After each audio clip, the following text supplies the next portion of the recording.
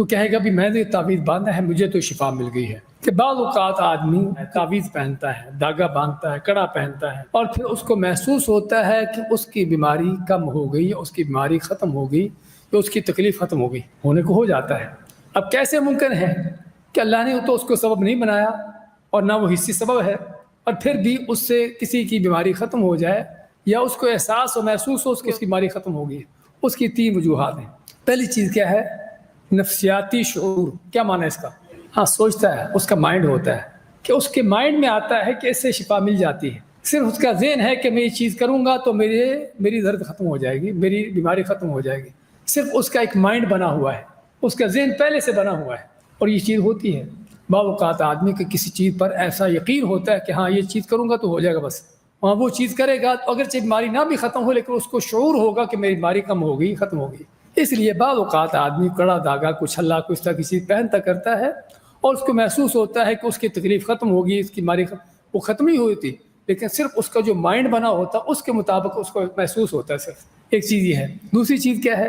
شیطان کی دخل اندازی، کہ شیطان کو اللہ نے بڑی قوت صلاحیتیں دی ہیں انسان کو ہر طرح سے گمراہ کرنے کی، ہر طرح سے اس کو بہکانے کی، ہر طرح سے انسان کو پریشان تنگ کرنے کی۔ تو شیطان کو اللہ نے طاقت دی ہے کہ انسان کے جسم میں داخل ہو، اس کے دل تک پہنچتا ہے۔ تو انسان جو دل تک پہنچ سکتا ہے وہ کیا باقی آپ کے جسم تک نہیں پہنچے گا؟ آپ کے دل تک پہنچ کر آپ کو غلط وسوسے، غلط خیالات ڈالتا ہے آپ کے دل میں، شیطان پہنچتا ہے وہاں پر، سمجھے نا؟ اسی طرح آپ کے کسی جسم کے کسی خاص حصے پر جا کر کیا ہے آپ کو تکلیف دیتا ہے۔ یہ آدمی جب کوئی تعویذ باندھتا ہے، کوئی اس طرح کے شرک کا کام کرتا ہے تو شیطان خوش ہو جاتا ہے، شیطان کا کام پورا ہو گیا۔ شیطان آپ سے یہی کام کروانا چاہتا ہے کہ آپ کو غلط کام کرو، آپ سے شرک کروانا چاہتا ہے۔ تو جب آدمی کو شرک کا کام کرتا ہے تو شیطان پھر خوش ہو کے کیا کرتا ہے؟ وہ تکلیف دینا چھوڑ دیتا ہے۔ آپ کو ایک حدیث سناتے چلے جاتے ہیں۔ حضرت عبداللہ ابن مسعود رضی اللہ تعالیٰ عنہ کا نام تو سنا ہوگا نا آپ نے؟ کون ہے؟ صحابی رسول ہیں، قرآن کے بہت بڑے عالم تھے۔ گھر میں آئے تو دیکھا کہ بیوی نے کوئی دھاگا لٹکایا ہوا تھا۔ انہوں نے پہلے تو ہاتھ ڈال کے دھاگا توڑا، کھینچا، توڑ دیا، اور میں کہ عبداللہ کے گھر والے یا اس کی بیوی کو شرک کرنے کی ضرورت نہیں ہے۔ تو بیوی نے کہا کہ میں تو فلاں یہودی کے پاس جاتی ہوں، میری آنکھ پھڑک رہی ہوتی ہے، بعض اوقات پھڑکتی ہے آنکھ، میری آنکھ پھڑک رہی ہوتی ہے، میں فلاں یہودی کے پاس جاتی ہوں اور یہودی کو منتر پڑتا ہے، یہودیوں کے جو کافروں کے منتر ہیں وہ منتر پڑتا ہے اور میری آنکھ پھڑکنا بند ہو جاتی ہے۔ تو اللہ کے نبی کے صحابی جن کو توحید کی سمجھ تھی کیا فرماتے ہیں کہ یہودی کے منتر شنتر کا کوئی اس سے تعلق نہیں ہے، وہ شیطان ہے کہ جو تمہاری آنکھ کو پھڑکا رہا ہوتا ہے۔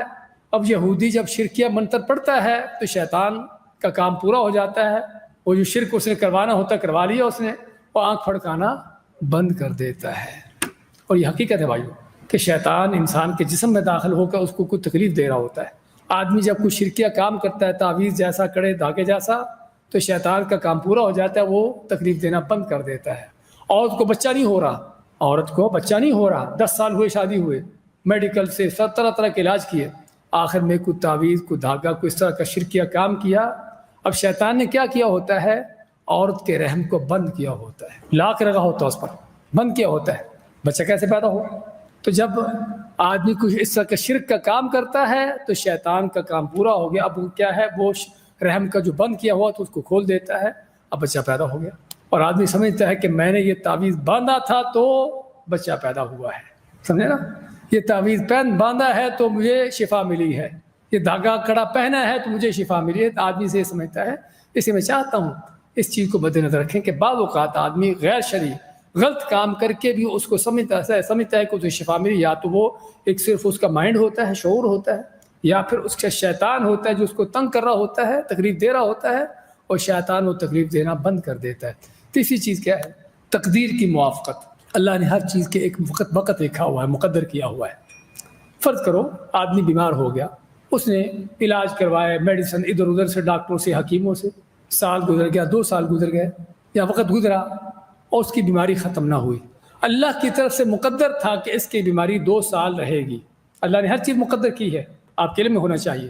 انسان کے ساتھ جو کچھ اچھائی برائی، خوشی غمی پیش آ رہی ہے، وہ سبھی اللہ کی تقدیر میں لکھا ہوا ہے، سمجھے نا؟ ایسے نہیں آ رہا۔ اللہ نے اس کی تقدیر میں لکھا تھا کہ 2 سال کے بعد اس کی بیماری ختم ہوگی۔ اچھا، اس کا اب اللہ کا کرنا کیا ہوتا ہے کہ آدمی 2 سال تک تو میڈیسن کو ادھر ادھر سے چیزیں کرتا رہتا ہے کہ اس کی بیماری ختم نہیں ہوئی.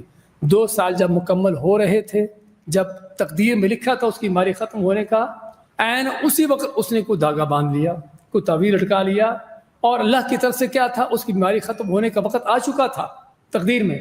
تو اللہ کی تقدیر سے اس کی بیماری ختم ہوگی, دھاگے تعویذ کی وجہ سے نہیں. اور آدمی کیا سمجھا کہ دھاگے تعویذ سے ختم ہوئی ہے. اور یہاں پر آپ کہیں گے کہ اللہ تعالیٰ نے پھر تو انسان کو خود یہ امتحان میں ڈالا ہوا ہے. ہاں, آپ کو معلوم ہونا چاہیے کہ دنیا ہے ہی امتحان, زندگی ہے ہی امتحان. اللہ تعالیٰ امتحان لیتا ہے بندوں کا کہ کون ہے کہ جو مصیبتوں, مشکلات, پریشانیوں بھی اللہ کی توحید پر قائم رہتا ہے, اور کون ہے کہ جو اللہ کو چھوڑ کر اور اللہ کے حکم کو چھوڑ کر شرک کا کام کرتا ہے.